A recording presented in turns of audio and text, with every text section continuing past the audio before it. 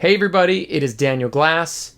You may have heard that I am releasing a brand new online course called Finding Your Golden Groove. I'm really excited about it because it's my opportunity to introduce to you what I call the motion-based system that I've been using with my private students now for over a decade.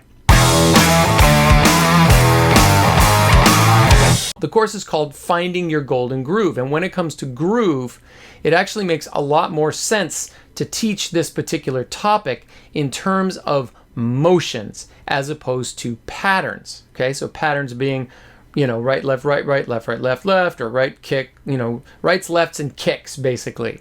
When it comes to groove, how we move and what we're doing, the way our bodies are moving behind the drum set actually is a much more appropriate way to talk about what makes a good groove or what can help you to take your groove up to the next level. So to prove this to you, I'm going to create a series of videos where I break down and look at a lot of the great groove drummers from, say, the last 100 years.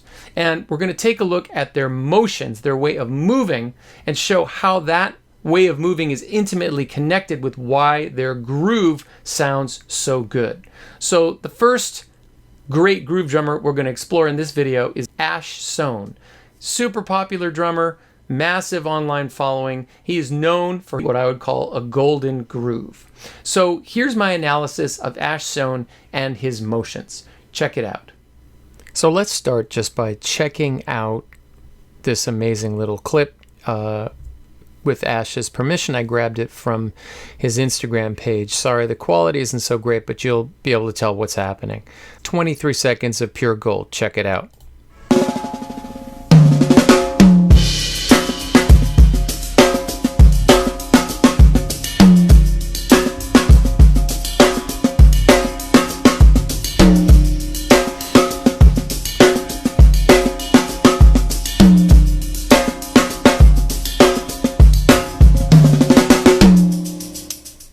Alright, so ridiculous, right? Incredible sound, incredible pocket, incredible feel. And so maybe people's first inclination will be to transcribe the groove and figure out what he's playing.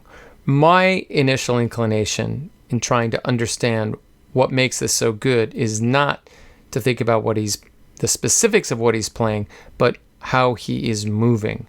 Now, I'd like to say one thing about what makes a great groove. A great groove, to me, what that means is that the drummer is able to translate every single idea that he or she is playing so clearly that we as the listener completely understand it. We get it at a very, very deep level.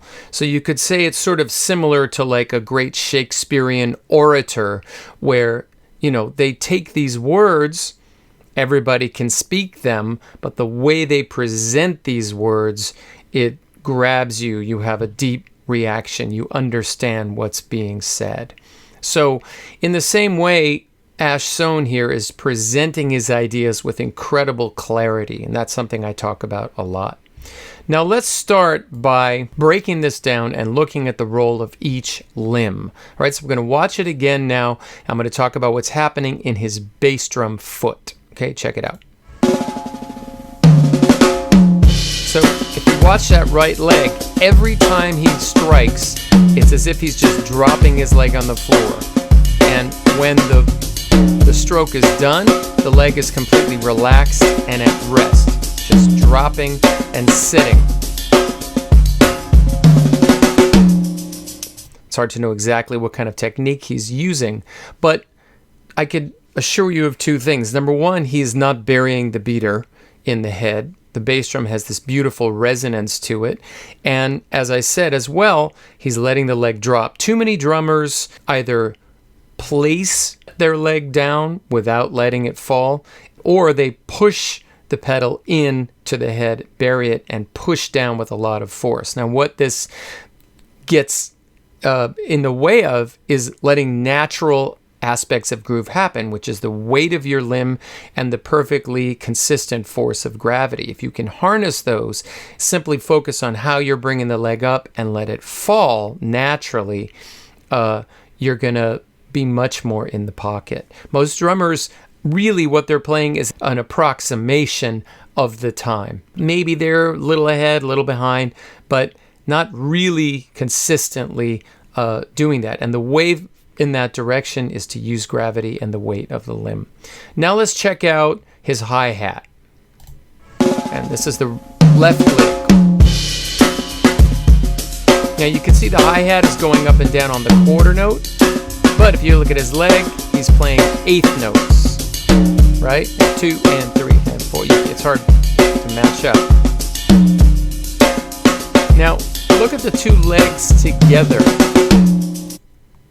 You can see that I'll play it one more time for you, but again, the right leg is dropping. The way those cymbals are coming together is very rooted, and he's using the weight of the leg, even though the back is pumping on eighth notes. But watch the 2 feet together, the 2 legs together. This is utilizing what I refer to as interdependence. Now, independence, as we all know, means that each limb has its own specific job that's different than the other limbs. But interdependence, every limb must be aligned and synced with every other limb if the groove is going to work. Just each limb playing its own pattern but not being connected to each other, we're only halfway there. Interdependence is, again, the real secret to the great groove, to a golden groove. So again, check out the 2 feet. See how they move like a machine, the 2 legs. Super consistent, and there's a relationship between them. So when you're practicing a groove like this, I would suggest that you just practice the feet by themselves. Practice the feet by themselves and begin to feel how the 2 work together. Okay, so let's now take a look at his right hand, the main timekeeper, and what it's doing on the cymbal.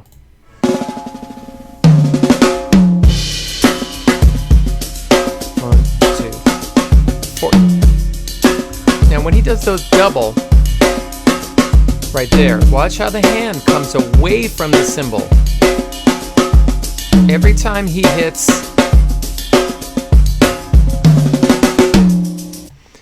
of course he's using a combination of his arm and then his fingers, but he's doing a lot of beautiful, delicate work between the body of the cymbal and the bell.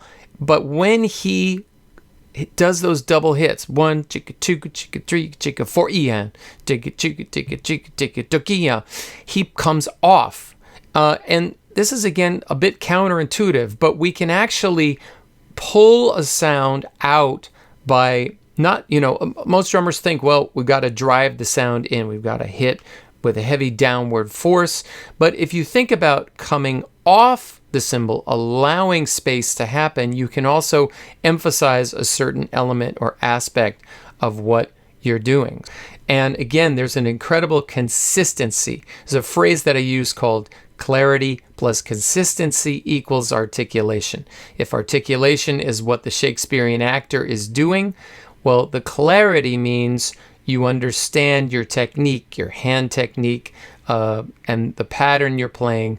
The consistency is practice. So having clarity, practicing, at the end of that, you'll come out with. Let's check out the left hand now. This one has a tougher job because it's going between the 2 drums. We're going to look at a couple of different things. First, this time around, look at the way that, again, he comes off that rack tom.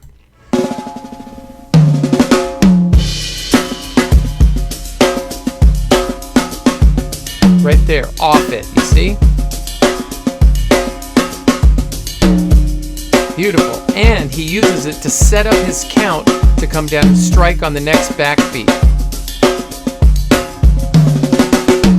All right, let's check it out one more time. And also this time, I want you to think about ups. So one of the things I tell my students, and that's a big part of this Finding Your Golden Groove course, is it's all about the up. Coming up not only after a stroke, as we talked about with the cymbal, or after a stroke like we see with the tom-tom, but also coming up before a stroke. So check it out. I'm going to try to count along and watch when he plays his backbeats how he lifts. Here we go. and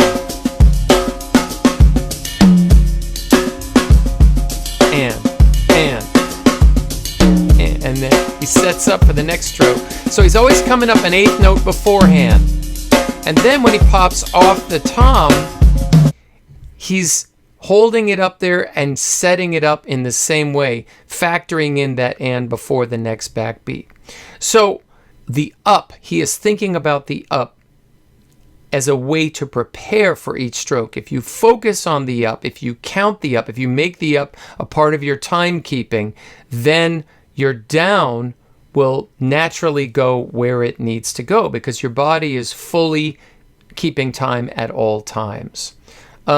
Lastly, I want you to check out his head and notice that he looks everywhere he goes right from the opening cymbal crash. Looking at the floor, looking at the cymbal, looking at the ride, looking at the snare. Now looked at the tom, looking at the cymbal, looking at the snare, and looking at the tom. Now looking at the cymbal, looking at the snare. Right? So he's in it, he's in the groove, but he's also looking at everything that he's doing. And I think too many drummers keep their eyes closed or they're staring off into space. And, you know, it's fine to do those things, but somebody who is a studio guy like this needs to be really focused on exactly where he's going to put all these complex parts together. So in summation, the body is moving here like a well-oiled machine that is in sync with itself. Each limb has a job. That is the independence part. But I guarantee you that over the years, Ash Soan has thought a lot about how his limbs are moving in conjunction with each other, the feet, the hands. He's also thinking a lot about how he comes off the drums and setting up down strokes, all of which is related to the up as opposed to the down.